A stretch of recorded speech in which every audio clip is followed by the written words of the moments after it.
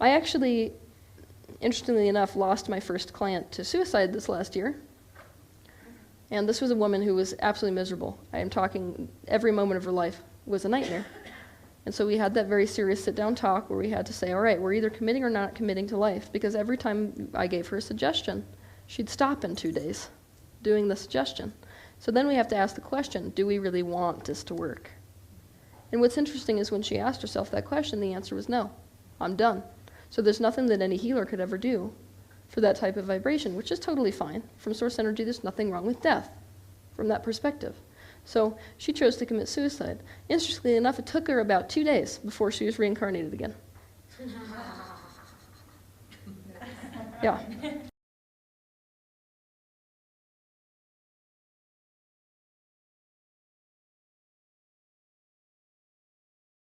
Here's the thing, though. A lot of people who commit suicide, they get in one of those negative spirals, so they're desiring things so extremely, and they're not letting themselves line up with that thing they're desiring so extremely, so that the only way that they can fully line up with it is through death. Everything they've desired. That's why it feels so good to die. You have basically accumulated in what a lot of people who teach law of attraction would call a vibrational escrow. It's essentially that every time you experience something unwanted, you broadcast what is wanted, and that becomes the vibration of your eternal self. Your eternal self, which has no resistance, adopts that vibration exactly, so that when you die, you line up with it, and you become that. So when you die, it's like lining up with the best food you've ever eaten and the lover who you've always wanted, and I mean I could list this whole thing, everything you've ever wanted from your life, you line up with.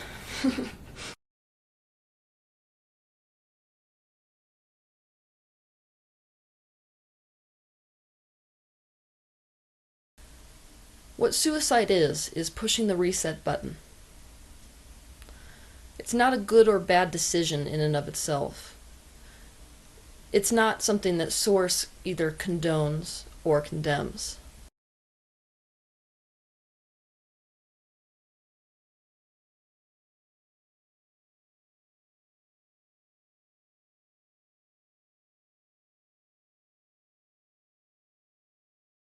Those who, for whatever reason, find themselves unable to find that alignment, we don't need to condemn their decision to commit suicide.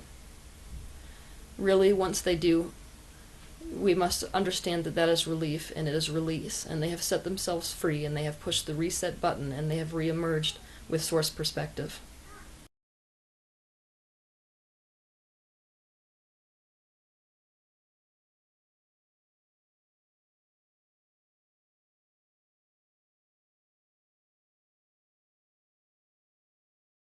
The ultimate example of what people consider to be a false prophet may be Jim Jones, leader of the People's Temple.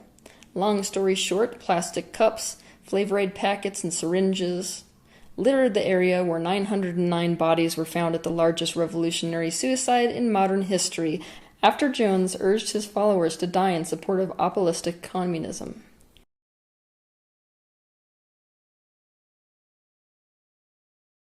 Don't believe for a second that Jim Jones thought that he was causing people harm. He thought that he was helping people. He thought that the only way for them to be free was to die.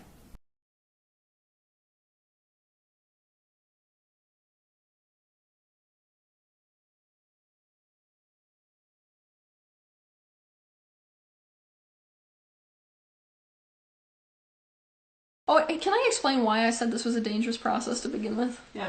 Okay, because I think that makes people nervous, because I basically said I had an existential crisis and involved Eckhart in whether I should even release this to the public. The reason for that is this. The conscious mind suppresses things in the subconscious that it cannot deal with in the present moment, because it can't deal with it. And sometimes you will run into, just like there are very fast deliveries, like some women, they go into labor and it's like, you can't even get to the hospital. You're delivering in the car, and it's really overwhelming, and the majority of midwives who know about birth will tell you that the worst births are the fast ones. You don't want the fast ones, because those are like, you're not even in charge of the process is in charge of you, and you're hanging on for dear life as it happens. So Some people will find that their emotional healing process is that kind of birth process. It is fast, it is furious, and it is all you can do to keep up. So basically the major worry that any of us had is that in going into and re-experiencing some of these incredibly intense traumas, that if somebody doesn't go all the way through the process itself, they can get super overwhelmed and self-harm. So the number one risk, I would say, with this process is self-injury and potentially suicide.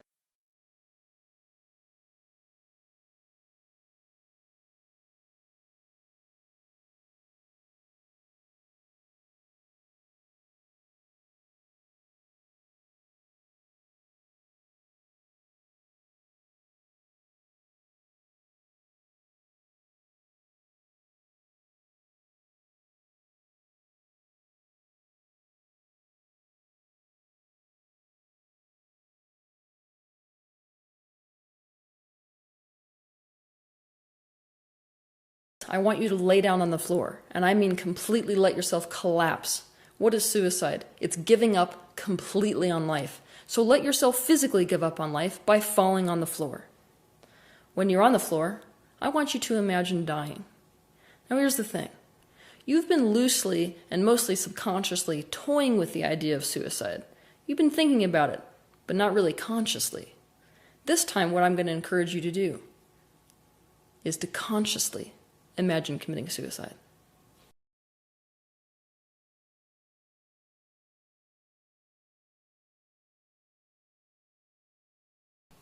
This is different than suicidal ideation, which is just a subconscious reaction to an emotional state.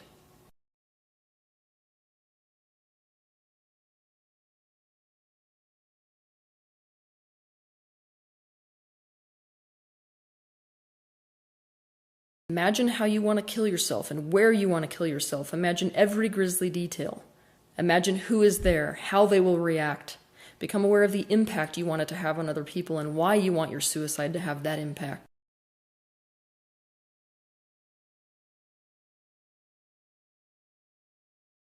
Imagine watching every detail of your funeral and what happens with your body. Imagine watching people grieve and moving on with their life. Imagine you watching all of it.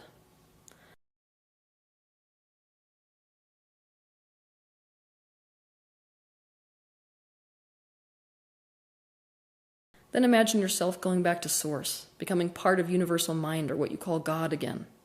Imagine that now you have the relief you were seeking. You're not in pain anymore. You're watching Earth from that removed viewpoint, that you left it all behind. You're just objectively viewing the madness down here on Earth. Let yourself imagine and feel that sense of peace for as long as you can.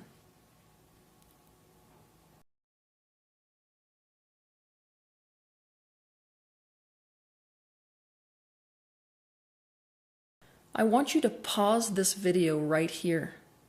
You have to do this exercise before you resume the rest of this video, if anything that is to come is to make sense.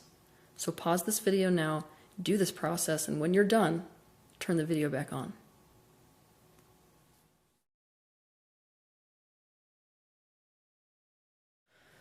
What you have found out as a result of doing this process is that there is nowhere to go from the still peacefulness that is death.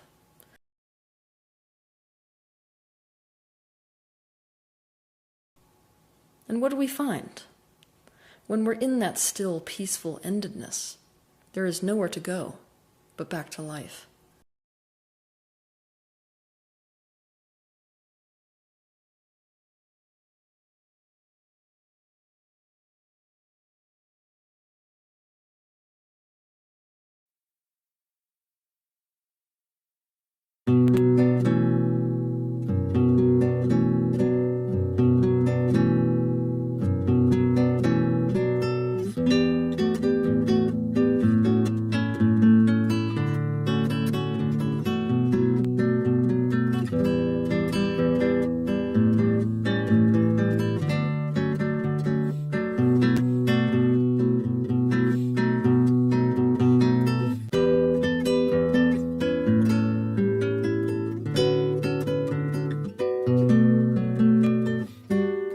What suicide is pushing the reset button.